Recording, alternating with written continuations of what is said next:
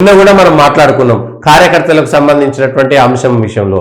నిన్న అయితే ఇవాళ సేమ్ మళ్ళీ అది కాంగ్రెస్ పార్టీలో కనబడ్డది. మాపై కేసులను ఎత్తేయండి, గత ప్రభుత్వానికి వ్యతిరేకంగా పోరాడినందుకు కేసులు. చూసిరా కార్యకర్తల కష్టం. ఏ పార్టీ అయినా సరే కార్యకర్తలు పడేటువంటి కష్టాలు, ఆ క్షణానికి మనం పోరాటం చేయాలి, రండి ధర్నాలు చేయాలి, రాస్తారోక చేయాలి, లేకపోతే ఏదైనా నిరసన కార్యక్రమాలు చేయాలి. చేసిన తర్వాత పాపం అక్కడికి వచ్చిన దాంట్లో ఎంతమంది కేసులను ఎదుర్కొనేటువంటి శక్తి ఉన్నటువంటి వాళ్ళు ఉంటారు. కోర్టుల చుట్టూ తిరగడము, పోలీస్ స్టేషన్ల చుట్టూ తిరగడము, ప్రతిసారి వాళ్ళకి ఏదైనా అవసరం వచ్చినప్పుడల్లా పోలీసులకు సంబంధించినటువంటి విషయం రావడము. చిన్న కేసైనా పెద్ద కేసైనా తట్టుకోలేరు. ఎవరో ఒకరైతే వేరు విషయము, కానీ వందలాది మంది పైన 317 జీవో పైన కొట్లాడినందుకు మా పైన వేసారు. గతంలో బీఆర్ఎస్ హయాంలో అది పెట్టిరు. తొలి రోజున నిన్న గాంధీ భవన్ లో మంత్రి దామోదర్ రాజనరసింహ ప్లస్ పిసిసి అధ్యక్షుడు కలిసి కూర్చున్నారు. వాళ్ళు ప్రతి వారంలో 2 సార్లు ఒక మంత్రి ఖచ్చితంగా ఉండాలనేటువంటి నిబంధన పెట్టుకొని పోతే ఎక్కువ వచ్చినటువంటి ఆర్జీలలో గత ప్రభుత్వ హయాంలో నిరసన ర్యాలీలు, లేకపోతే ధర్నాలు, రాస్తారోకోలు, గత ప్రభుత్వానికి వ్యతిరేకంగా పోరాటం చేసినందుకు నమోదైనటువంటి కేసులని ఎత్తేయించండి మహాప్రభు అని కార్యకర్తలు మొత్తుకోవాల్సినటువంటి పరిస్థితి. కార్యకర్తలతో పాటు మిగిలినటువంటి సాధారణ జనం కూడా, లేకపోతే ఏదో నిరుద్యోగులు, మిగిలినటువంటి వాళ్ళు వచ్చి వాళ్ళ మా పైన కేసులు ఎత్తేసే విధంగా ప్రయత్నం చేయండి అంటే, నిజానికి ఈ కేసుల విషయంలో కూడా అనవసరమైనటువంటి రాద్ధాంతం. ఆ పోలీసుల మీద కూడా బర్డెన్. ఆ క్షణానికి ఏదో చేస్తారు, రాజకీయంగా కొద్దిగా ఉంటది, ఆ తర్వాత పక్కకు పోతుంది అది. కానీ ఆయన మీద కేసు ఉంటుంది, పోలీసులు తిరగాలి, వాళ్ళు తిరగాలి, వీళ్ళకి పైసలు ఖర్చు, పోలీసులకు పైసలు ఖర్చు, విలువైనటువంటి సమయం వృధా, న్యాయస్థానాలకు సంబంధించినటువంటి సమయం వృధా. ఒకప్పుడు ఇంతమంది మీద కేసులు పెట్టకపోయేది, ఎవరో ఒక నాయకుడి మీద మాత్రమే కేసు పెట్టేది. ఈ ప్రతిపక్షాలను లేకపోతే ఈ ధర్నా చేసేటోళ్లను బెదిరించడం కోసము ఇది ఒకటి అలవాటు అయిపోయింది. తెలంగాణ ఉద్యమం నుంచి కూడా బాగా అలవాటు అయిపోయింది. ప్రతిపక్షాలకు సంబంధించినటువంటి వాళ్ళపైన ఇష్టానురీతిగా కేసులు పెట్టాలనడం. ఈ మధ్యలో వచ్చినటువంటి సోషల్ మీడియా పెట్టేటువంటి కేసులతోటి కేసులే. ఏడివైనా ఒక పోలీస్ స్టేషన్ తీసుకుంటే పోలీస్ స్టేషన్ లో ఉండేటువంటి 80% కేసులు పనికిరానటువంటి కేసులే ఉంటున్నాయి. అంటే ఇప్పుడు ఏదో హత్యలో, దొమ్మిలో, దోపిడీలో, లేకపోతే మోసం చేసినటువంటి కేసులు అయితే వేరు విషయం.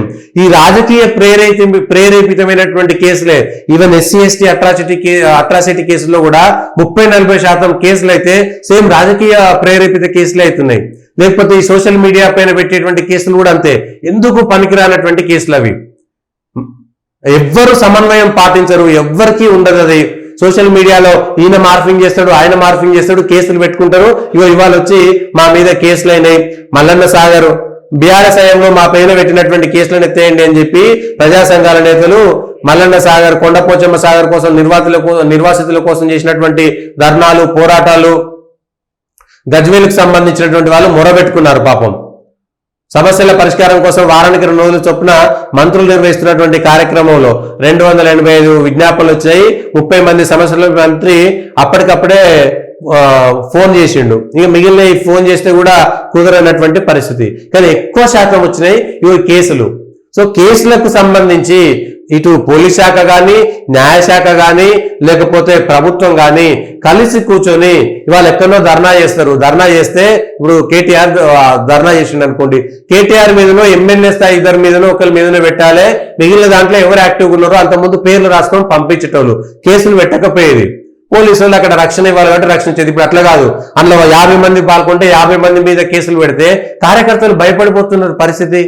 50 మంది మీద కేసులు పెడితే 50 మందిని తిప్పాలి, తీసుకుపోవాలి, కేసులు అయితే ఛార్జ్ షీట్లు. పోలీసులకు కూడా ఇది అనవసరమైనటువంటి బర్డెనే కదా.